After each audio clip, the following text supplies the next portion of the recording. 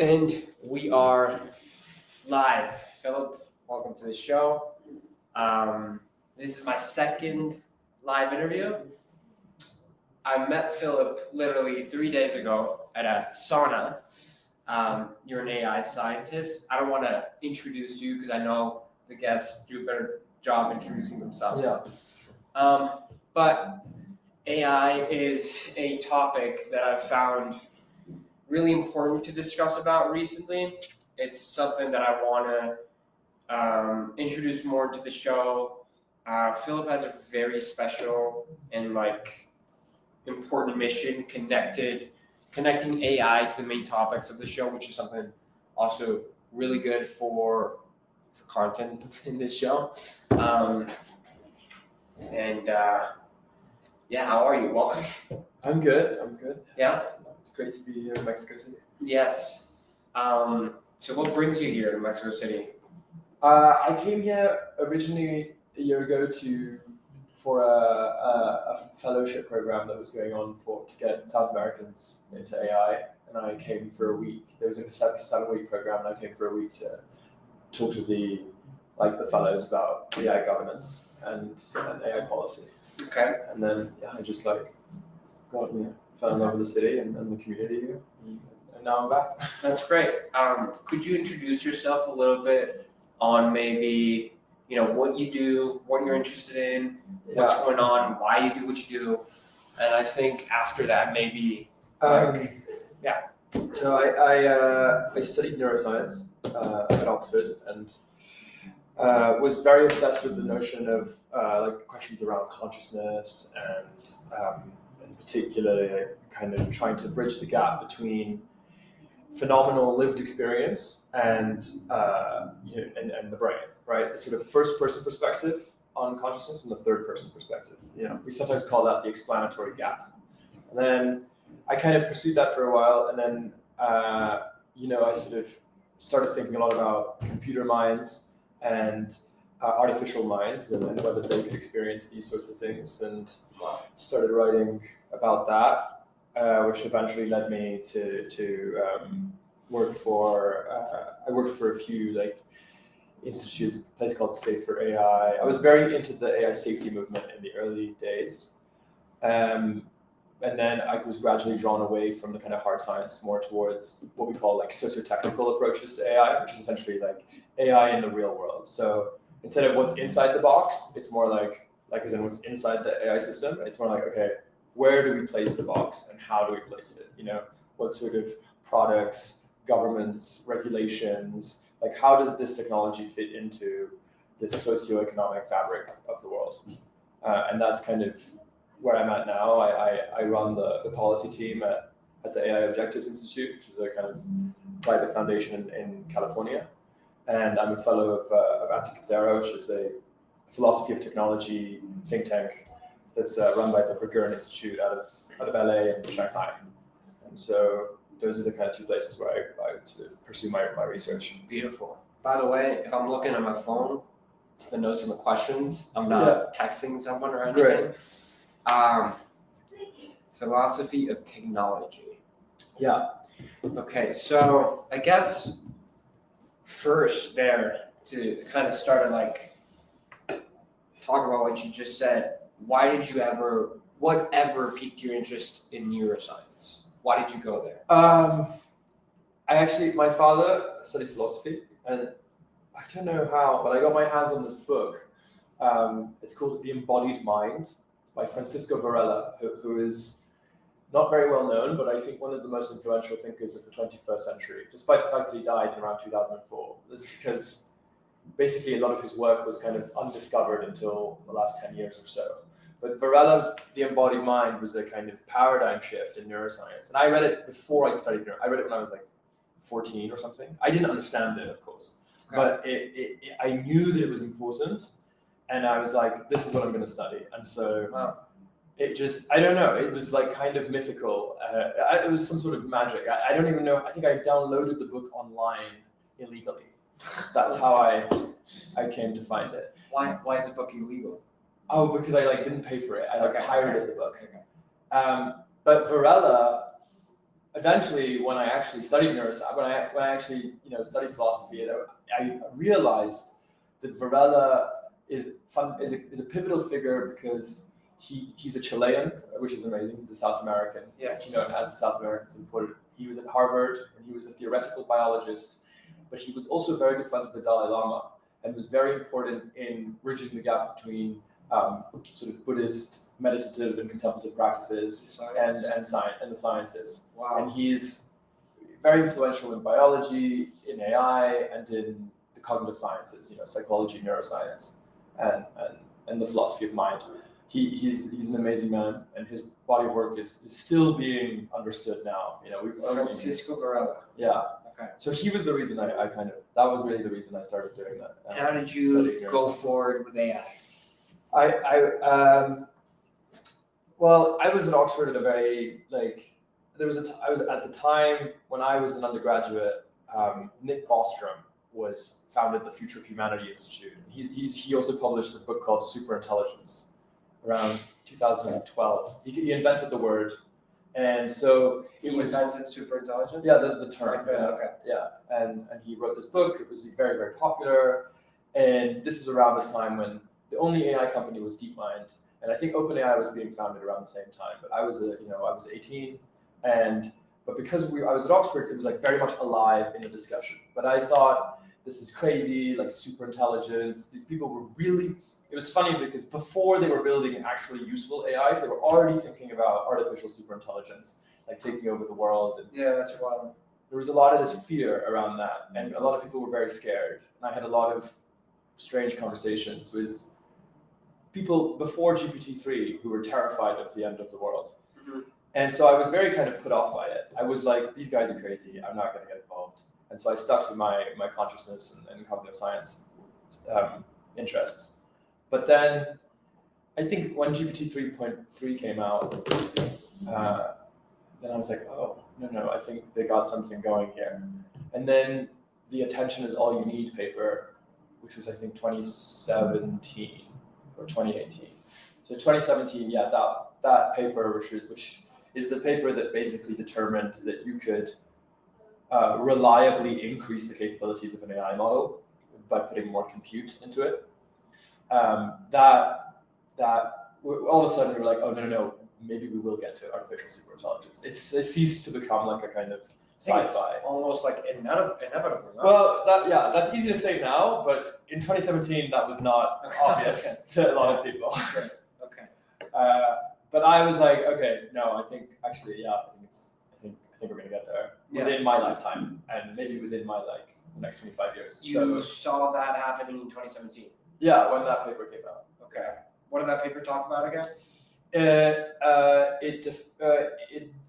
was two papers, Attention is All You Need and Chinchilla, and they basically they showed that you could reliably increase intelligence with compute, so that there was a clear pathway to achieving because previously we were relying on new tricks. There was no clear path that would reliably increase the ability of the model.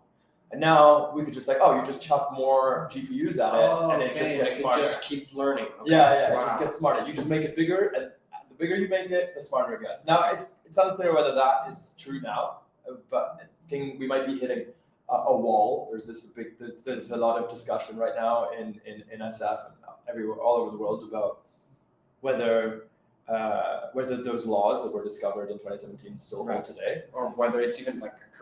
Yeah, but we've had 7 years of progress, roughly according to those laws. So it's pretty good, right? 7 years is good enough.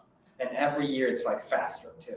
Yeah, it's faster, but it's also bigger. It's more expensive. It consumes more energy, and it requires more GPUs. Don't you think that AI could fix that problem for itself?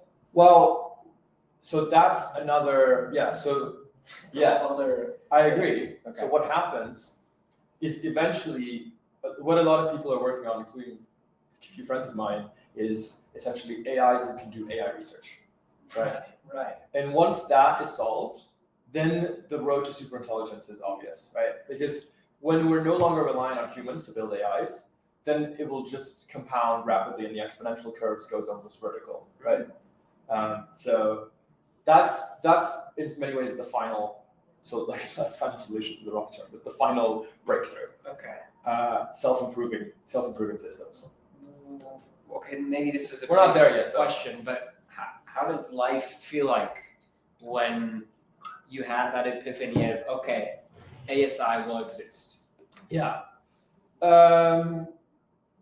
Were you scared as well? Yeah, I think a lot of fear. Yeah, I think fear was fear. Also, like, oh, maybe I have to like rethink what I'm going to do with my life. Like, I was going to become like an art critic. Like a what? An art critic.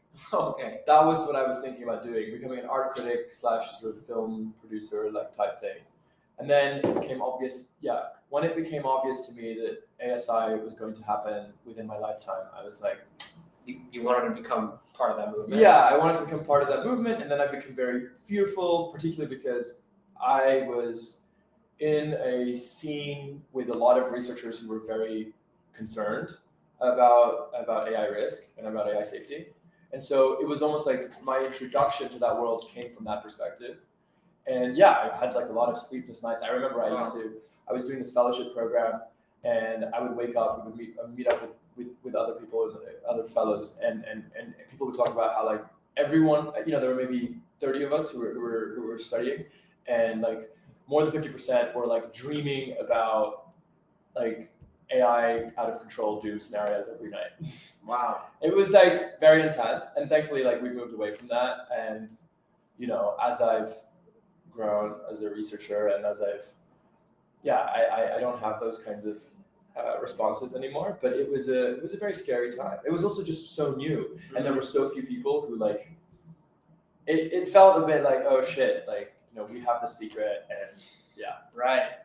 But I think I'm better now.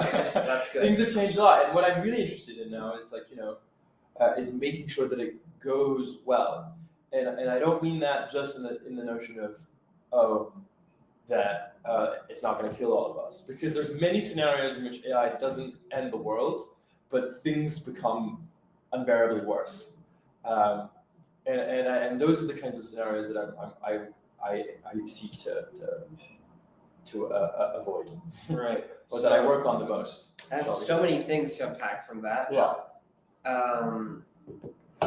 Shit. I think one of the things is I just finished reading Elon Musk's biography. Oh yeah. I think one of the things that most caught my attention from the whole book was him creating OpenAI with Sam Altman. Yeah. And I think what I see from because he was worried about DeepMind. Right, and I think what I see from every AI company and everyone working in AI right now is they're working on it because they understand. Well, they have that fear that AI can grow too fast. Can whatever, and that's why research in these companies keep on existing, opening, getting better. Right. Yeah. I don't know. So, what do you feel about that, and what do you feel about OpenAI kind of closing AI right now? Yeah. Well, also Anthropic was started. So, like OpenAI was started by Sam and Elon and Ilya. Ilya is very important. Doesn't get mentioned enough. I don't remember that guy. Ilya Sutskever, who is the man who actually invented ChatGPT.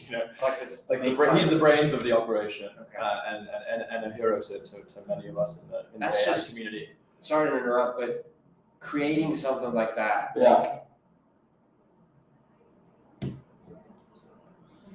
it's like so many other things that have happened in human history. That's not just normal human thought. No. He definitely got some type of divine message or something. That's big. That's a big idea. Yeah. And it exists, and it's common. And it's like, I do most of my things now with ChatGPT. Of course. Right? Yeah, sorry to interrupt. No, but Ilya, Ilya is a fascinating figure, and he also, I think, is the more spiritual, more thoughtful. He's very concerned. He thinks a lot about what he does. He obviously he left OpenAI after the boardroom coup 2 years ago in the December 2023, and he now has his own company called Safe Superintelligence, which is based out of Anyway, and they're not releasing any products until they reach superintelligence. Whoa, that's their strategy, and they've raised I think $8 billion. What? No products From they're like, waiting for that moment to happen. yeah, it's there. If you go on their webpage, it's like straight shot superintelligence. We're not going to do anything And else. what are they doing? Like just research? I mean, we don't really know what they're doing. I've heard some rumors, but yeah, they're extremely secretive. Anyway, but but Ilya is running it, and I have a lot of faith in Ilya. Okay. But anyway, no. So what you were saying earlier, like DeepMind was started by Demis initially as a game AI company, right? They were supposed to build. Demis had this video game company, and DeepMind was designed to build AIs to play as like your opponent in a video game, right? It's one of the reasons why AlphaGo, Go was one of their main achievements, because game playing. But I think Demis understood that game playing could provide the route to actually developing general intelligence, and because the idea was to build an AI that could play any game, right? That was the original. So it has this kind of context-free intelligence. Okay. Yeah, that was the original project. And as that was going well, Elon obviously started OpenAI, and then Anthropic was started.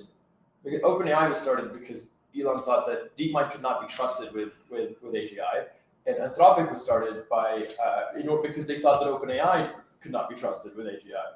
And now Ilya is starting safe superintelligence. It's like this has happened like 4 times in the history, in the very recent history of AI.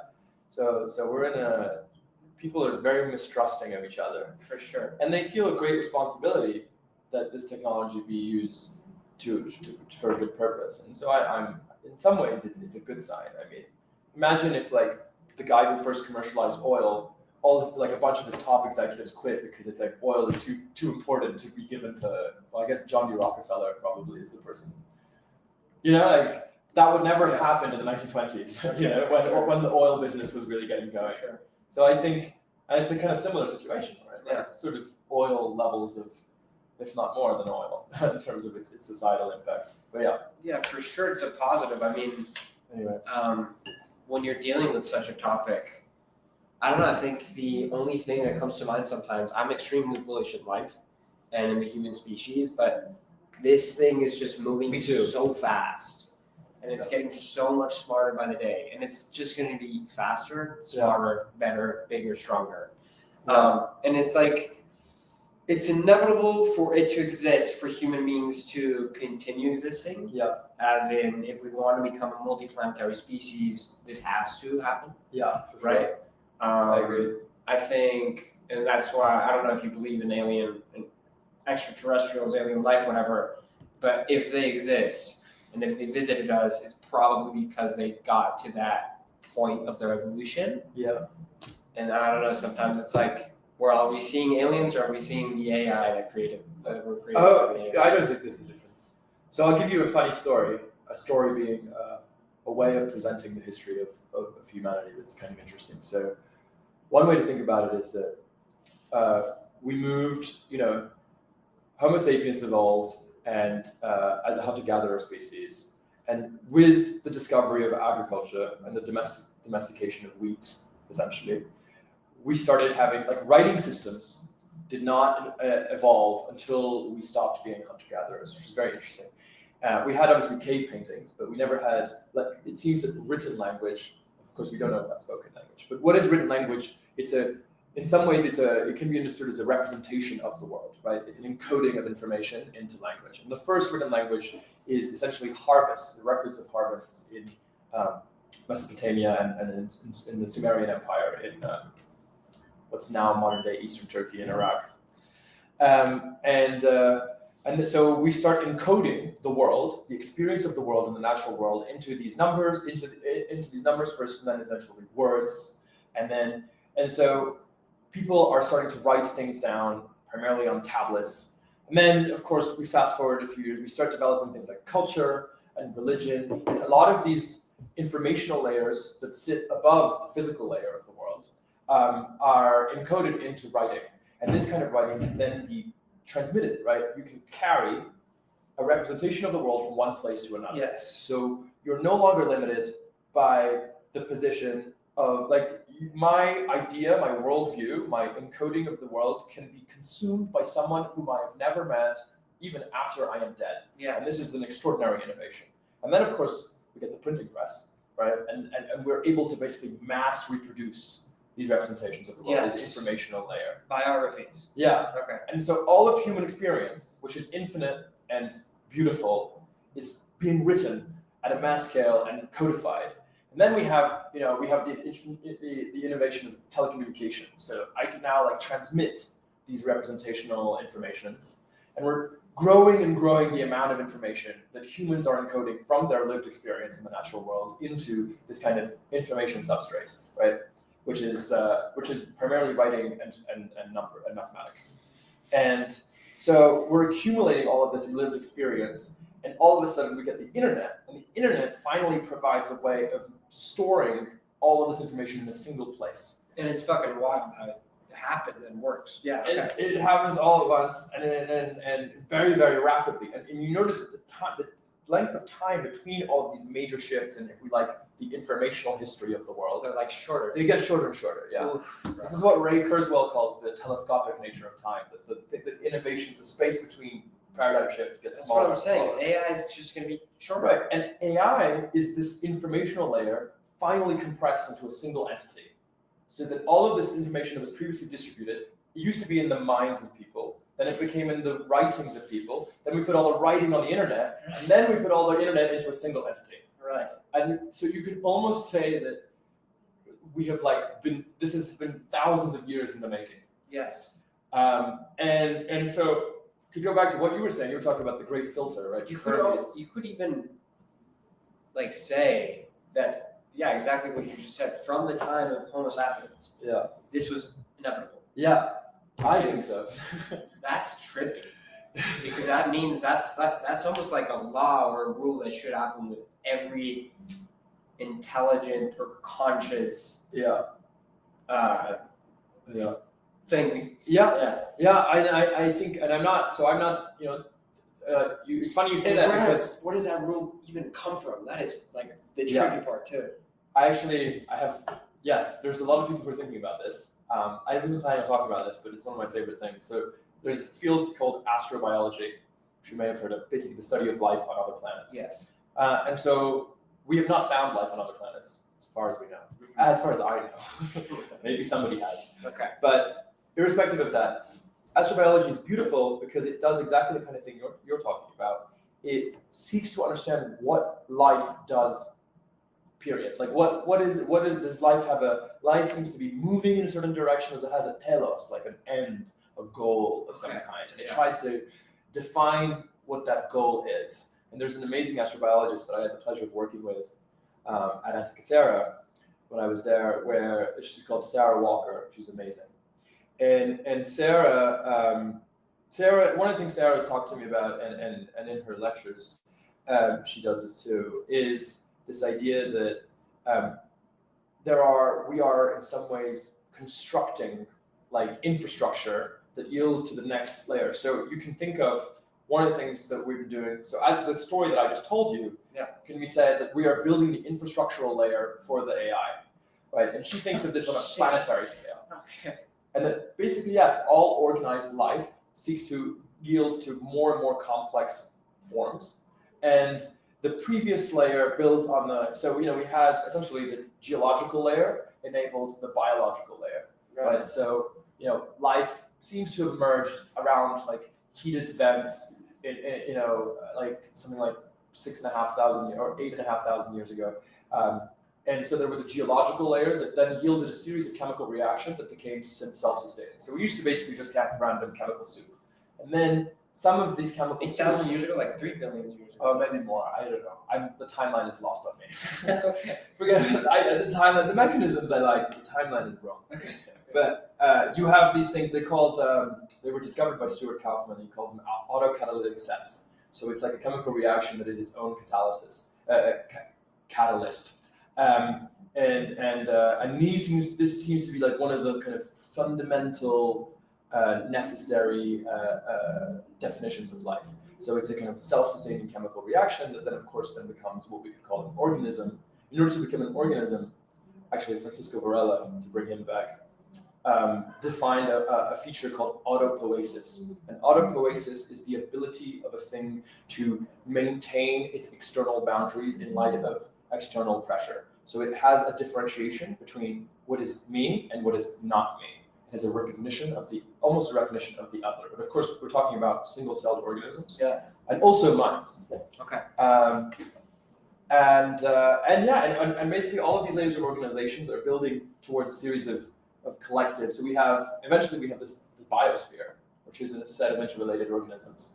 And then the biosphere used intelligence, developed intelligence in some of it, there's intelligence, I think, in many, many animals. And some of these developed the technosphere, which is the technological layer of the Earth.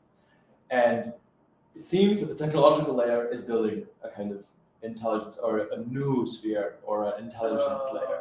So there's all these different substrates. And this is kind of the direction. And what's after that layer is already even Who knows? Right. I think the intelligent layer is obviously a scaffold for another thing as well. But it's not one we can understand. Because the rocks cannot understand the minds. You can only understand the layer above you and not 2 layers above. Right. So I think we'll never be able to know what the intelligence layer is. Right. I think so. I'm going to shift the topic a little bit because I feel like this could continue on forever. Literally ever. And I think I encourage people to look into Sarah Walker's work because she explains it much better than I do. Okay. Yeah, I'll put something on the description or something. Yeah. I want to talk about a topic that you mentioned yesterday, which is disenchantment. Disenchantment. So can you elaborate? It's all connected, by the way. Yes. Everything is connected. Yeah, it is all connected, right? And that's one of the things that it is to be enchanted, is to recognize that it's all connected, I think. Oh shit. Okay. Yeah. Can you elaborate a little bit on how you see disenchantment manifesting like today? Yeah. As well? Yeah. So I think a lot about disenchantment. And essentially in my role as I think about AI policy and the way that AI is being integrated into society, which is my main focus. One of the things I think about is like, okay, how can AI be used in order to address disenchantment? And disenchantment broadly describes, Max Weber first described it, and he was talking about how a process that begins in the 18th century, where the slow decline, started in the 18th century, arguably until today or until recently. So this kind of 300-year decline in what we could call magic, mysticism, community, spirit, and enchantment, which is also something else, which is a kind of an attitude. I think of it as an attitude towards the world. Enchantment. Yeah, exactly. And disenchantment is the loss of enchantment.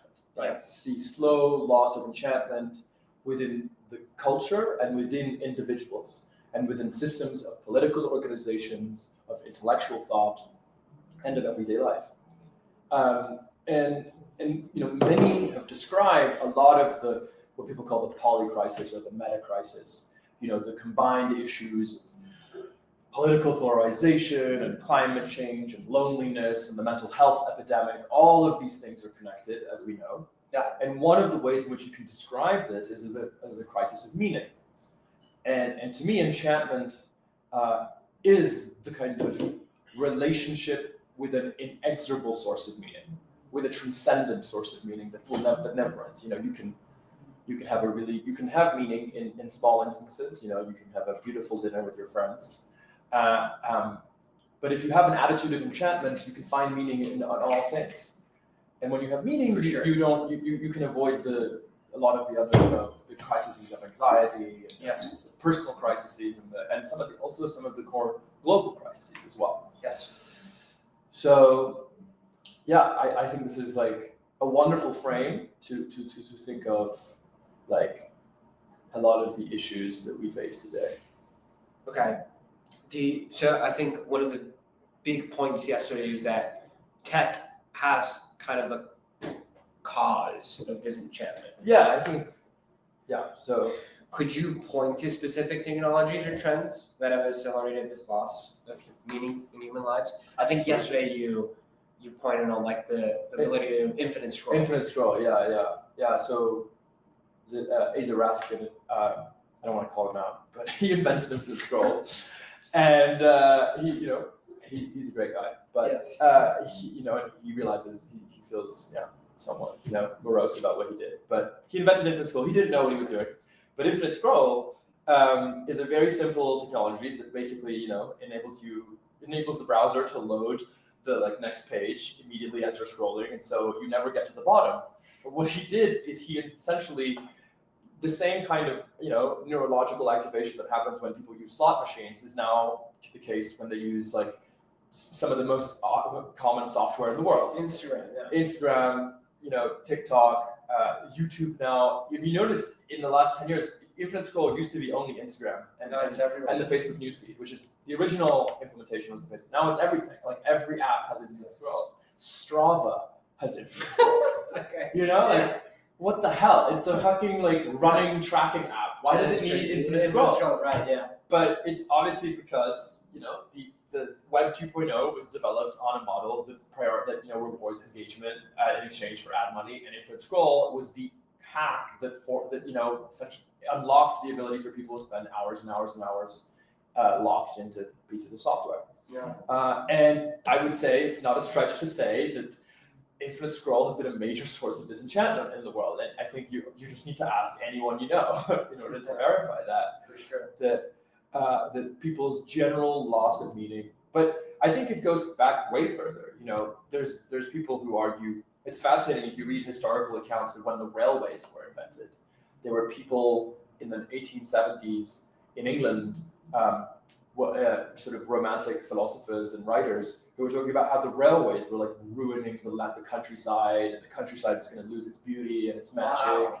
And the fact that you could suddenly get from Hamburg to Leipzig in 5 hours instead of 3 days was just going to ruin the beauty of the travel. And we now complain about. Man. That's crazy to think how time moves. The example you gave earlier. Yeah. Short. Right. And so there is this story that basically advances in technologies contribute to the deterioration of enchantment, to the disenchantment of the world, and Right. I think something else that was one of the reasons why I wanted to have you here, and one of the reasons that's gonna that'll work well with this show is you feel like disenchantment is one of the root causes of most of our health problems. Yeah. Right? Yeah. Completely agree. Yeah. Could you expand on that? Yeah, that's cool. Yeah. Okay, let's think about that for a second. Yes. Besides and making us more retarded. Right. So that's not the point. I think so. For example, the very famous Harvard study where they studied I think it was 120 men over their entire lives, and one of them was President Kennedy. The study, the kind of grand conclusion of this 70-year study was that essentially the best predictor of your life happiness and contentment is having a good community of friends, right, and having strong relations. And also that your lifespan was also dependent on essentially how many the strength of your social and mission too, being attached to something. Right, and so you have we outlined. So it's clear that having strong social bonds, having a strong sense of mission, if you like, or I like the term meaning, because mission feels very capitalist. And I think meaning can be mission in the capitalist sense, but also not, right? You can also have religious meaning, which is important, and the decline in religion, and I think there are things that have a spirit without necessarily being organized religion as we understand it. And it's clear that that if you have strong faith, whether it's in your goals in life, or in God, or in the forest, or in your marriage, these are all the sorts of things that are that create a sense that they create well-being and that create happiness, whatever you want to call it, contentment. I kind of hate the term happiness because it feels quite cheap, and well-being is preferable. Contentment, I like to think also about the term anti-fragility, right? Nassim Taleb's term, which is the idea that Anti-fragility? yeah, so anti-fragility is when an object, so an object is resilient when it resists stress, right? It's anti-fragile when it you know, if you think about it, it actually moves in accordance to stress. Think of a ball, like a steel ball is resilient because you can apply a lot of force to it. Yes. But a bouncy ball, you can squeeze it and it will bend, but it will come back stronger. It's anti-fragile, right? It gets stronger the more you, and it's a wonderful way to think about mental health, right? Yes. I was about to say it's like an exact example of how the body works too. Yeah. Yeah. So anti-fragility is a material science term, but it's a perfect example. Yeah, exactly. So you get hit, you know, when you work out, right? You break muscle fibers and you come back stronger. And it's also emotionally true. Like some people, they come out of trauma stronger than they did before. Yes. Right? Some people get broken. Yes. In some way. And so I think that enchantment is key to emotional and psychological anti-fragility, right? To being able to withstand stress because you are propelled by your strong social ties, your mission, your religion, your spirit, and so you know because these things are because these things are inexorable sources of meaning, and you therefore have an attitude of enchantment. You can go through these difficult parts of life. Right. You can withstand suffering, and you can kind of channel it towards or diffuse it with your sources of meaning. Right. Yeah, I think this is like the our main difference between AI. What do you mean? Enchantment. Oh, right. The AI is not enchanted. Maybe, yes. Maybe, yeah. Yeah. That's very interesting. I think that's one of the main things that separates us, and that's like for a future question in this interview, which is like AI and intuition. Intuition, yeah. Let me apply another one for you, so you don't think about it yet. One of your current missions that you shared yesterday was AI helping re-enchantment to happen. Yeah. So how? Yeah. So this is what we're exploring now.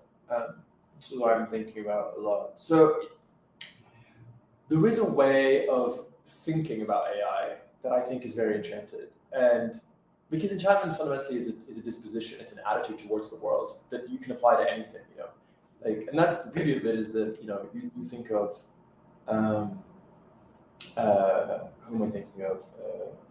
Primo Levi, who was in the you know in a Holocaust in during the Holocaust, he was in a concentration camp, and he was focusing intently on the beauty of a blade of grass.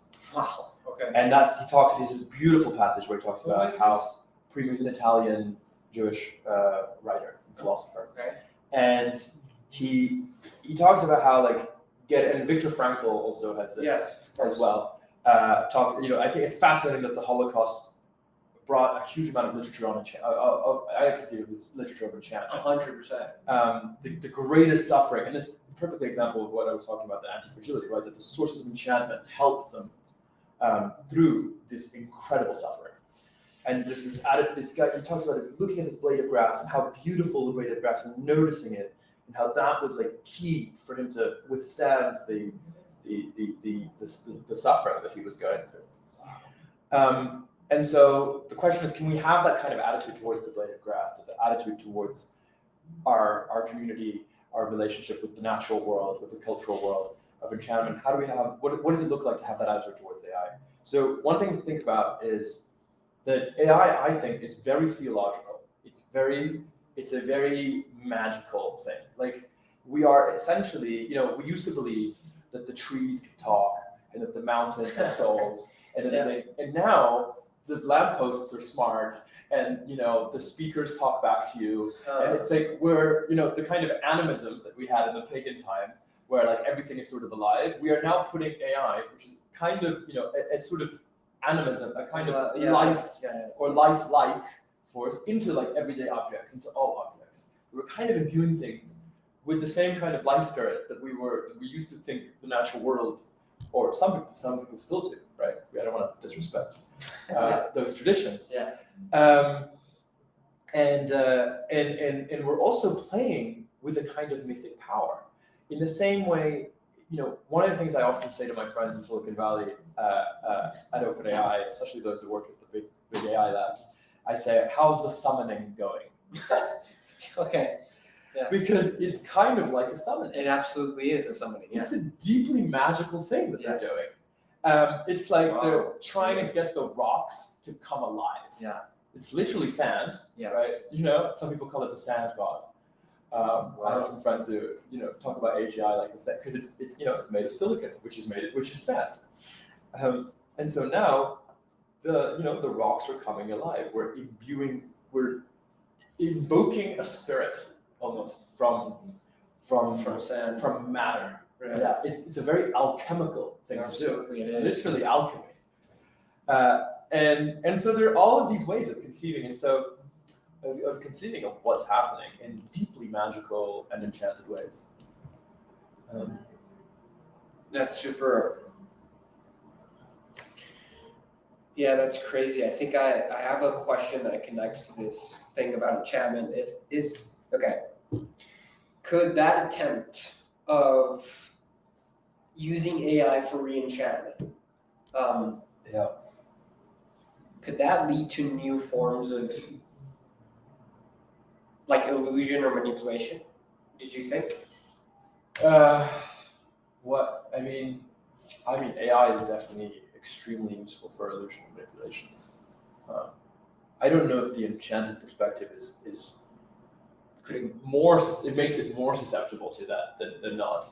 One of the things I did last year was I wrote the EU was writing this big regulation on AI, and I was part of the kind of advisory process that was going on, and we looked into defining AI and manipulation from AI. And it turns out it's really, really hard because Like manipulation from the AI is really hard. yeah. Like no.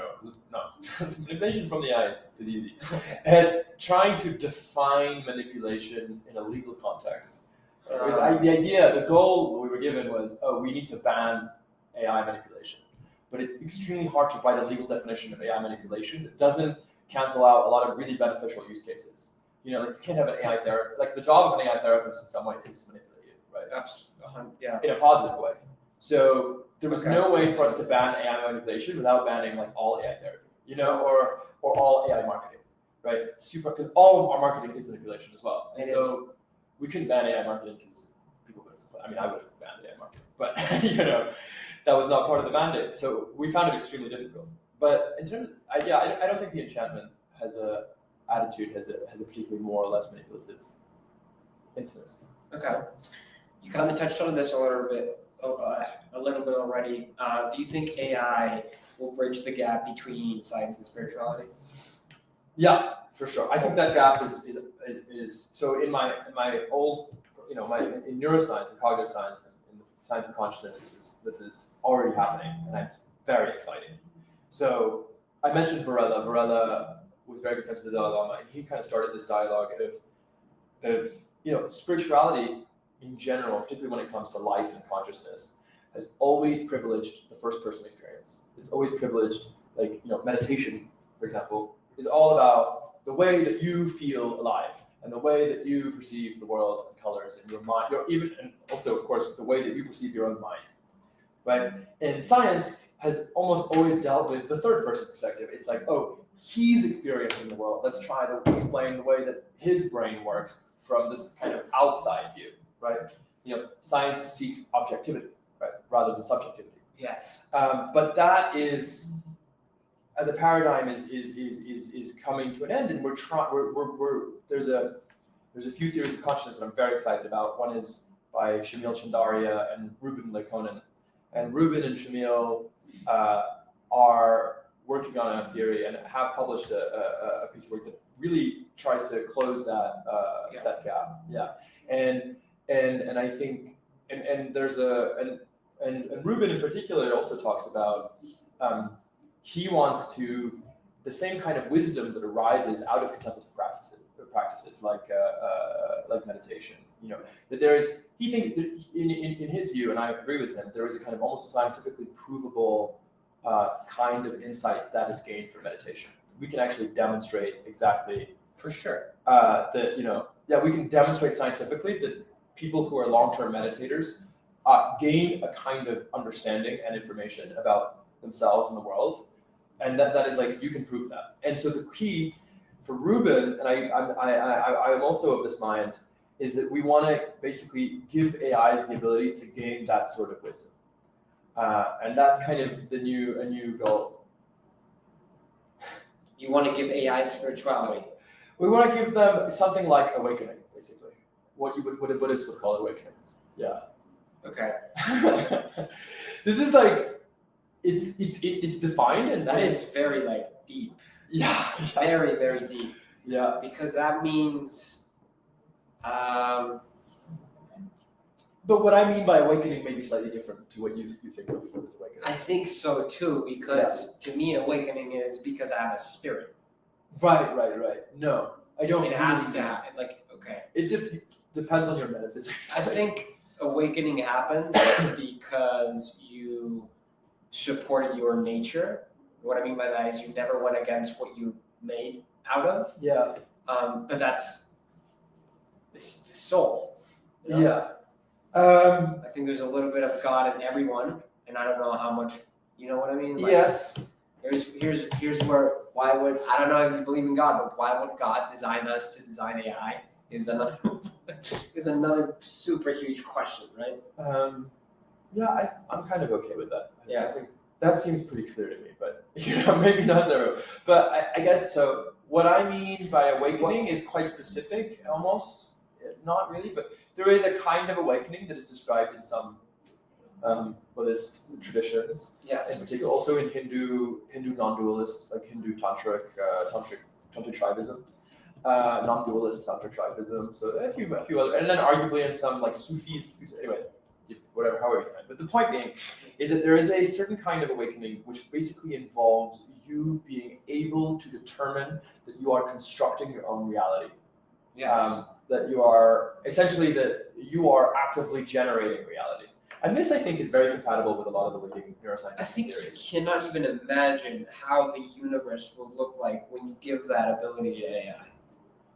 Well, no, we can't. No, but it's. I don't think it's a stretch to say that it's probably important that we give the AI the ability to do that. How come? Because generally people who have experiences of awakening of that kind, which you find in long-term meditators and people like that, they generally, it also yields to things like compassion and empathy and a sense of connectedness, enchantment, etc. Right? Yeah. So when you are quote unquote awake, and I don't mean enlightenment, right? I just mean awakening. No, I understand. Less big than enlightenment, right? So when people have these kind of awakening type experiences, they generally they're more self-aware. It's extremely beneficial to your well-being, and so it's like if this thing is going to be extremely powerful and intelligent, we kind of want it to be able to have those kinds of. I don't know if it's emotional. Emotional is very hard to say because emotion implies affect, implies vibes, basically, like good vibes, positivity, negativity, and it's very hard to ascribe those things. There is also some people working on that, but I don't know if we need emotion in order to have awakening. Is quite neutral. It's very positively valenced, it feels very good. But we wouldn't say it's happy or sad or it doesn't really correspond to a lot of. Yeah. Anyway, I don't know if emotion is necessary, is what I'm trying to say. Because building emotion in AIs, I feel like that's harder than getting AIs to awaken. For sure, because we don't even really know what emotion is, right? Yeah, nobody really. That is crazy. Nobody really knows what emotion is. I mean, emotion is kind of just a word, and it's very hard to point to what it refers to. You know what I mean? 100%. Everybody means a different thing. It's kind of soupy construct. Yeah. So I think you just said so, and I think you mentioned it yesterday. Do you believe in God? I have an understanding of God. What is it? It's something like a Spinozist God. It's kind of like like I think that there is something that everyone is metaphysically a part of, and that all minds are metaphysically a part of, like ontologically, you know, and that we're all part of something, and that we're all manifestations of a single thing. And sometimes I like to call that thing God. You could also call it like absolute reality. I like the term God. Yeah. I think it's a fun term, so it's good to label it that.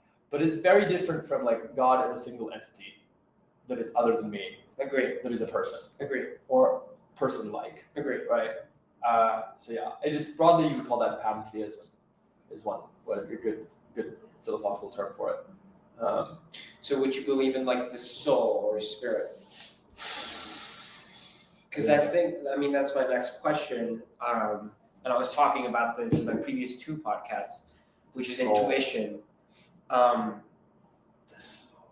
mean, first of all, define. Okay.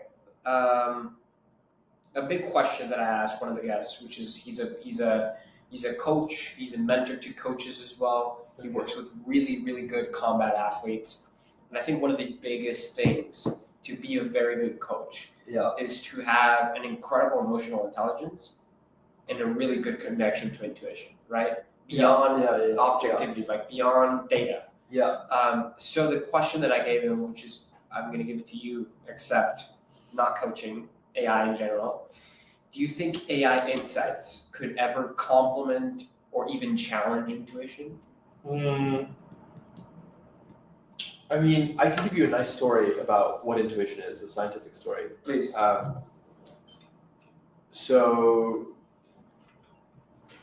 let me think about this for a second. So, according to, if you're constantly generating a reality, which I think you are, yes, and I am too, for sure, and the reality that you experience, the reality that you experience is largely like the things that you generate yourself with the input of like things outside of you. I'm not saying that there is nothing other than your mind, but the thing that you experience as reality is the generated artifact. It's not the stuff that's like coming towards you into your eyes, nose, ears, and sense data, right? It's the thing that you that's coming out of your mind. Then your intuition in this picture,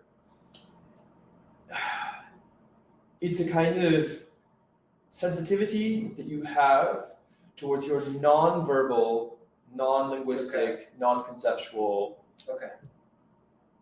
understanding of that generation. So it's part of our physical being. Yeah. I think intuition is like something we haven't discovered from ourselves. I think intuition can be explained neuroscientifically. I think it's real. Like it's not like you don't. It's kind of.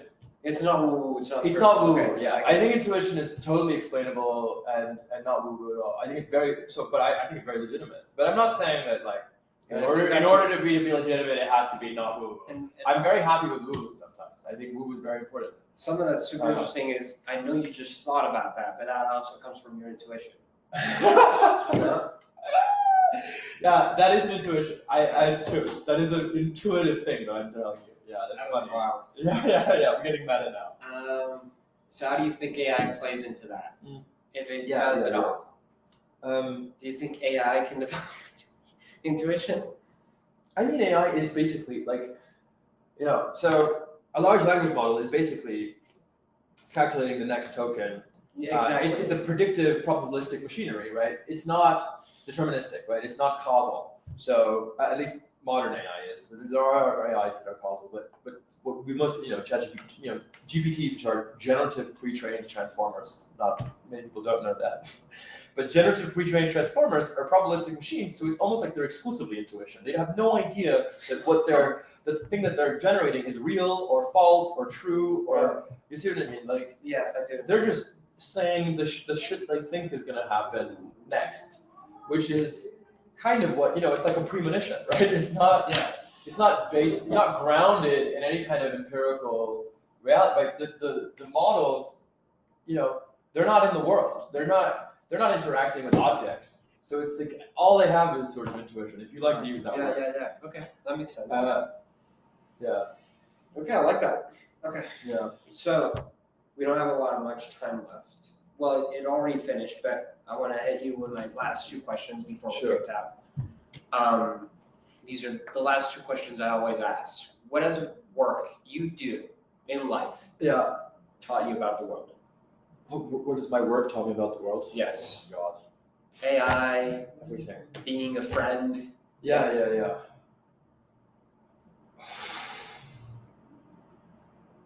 I mean, it's taught me like a lot of humility and awe and wonder towards both, you know, I try to have the same attitude towards my research as I do towards my work, as I would do towards like hanging out in the park with my friends. Okay. Which is, that's really nice. This is amazing. Wow. I am so lucky to be able to live in a world in which this is happening. Wow. And I feel the same way about my scientific work as I do towards like when I'm, making dinner. Yesterday I made dinner for 8 people. Wow. And it was beautiful. It was a beautiful process of, I gutted a fish and stuffed it with vegetables, and I opened some oysters for some friends, and like I was just like, wow, it's amazing that I get to do this. And I feel the same way about when I'm sitting, at my desk, like reading a paper or doing some programming. Wow. It's like, wow, it's amazing that I get to be able to do this. Yeah, that's beautiful. Yeah. For my last question, what brings you most joy in life? The same thing, kind of, no? The same thing. Yeah. Just like wonder and awe, and it's the same thing. It's an attitude. It's a enchantment. I love that. Enchantment of a kind. Yeah. We're back to that. I love that. Yeah. Okay. Philip, that was beautiful. Thank you so much for being in the show. Thank you so much. Great A part 2 has to happen. Great conversation. For sure. Thank you. Yeah. We're already being kicked out. Oh, nice. That was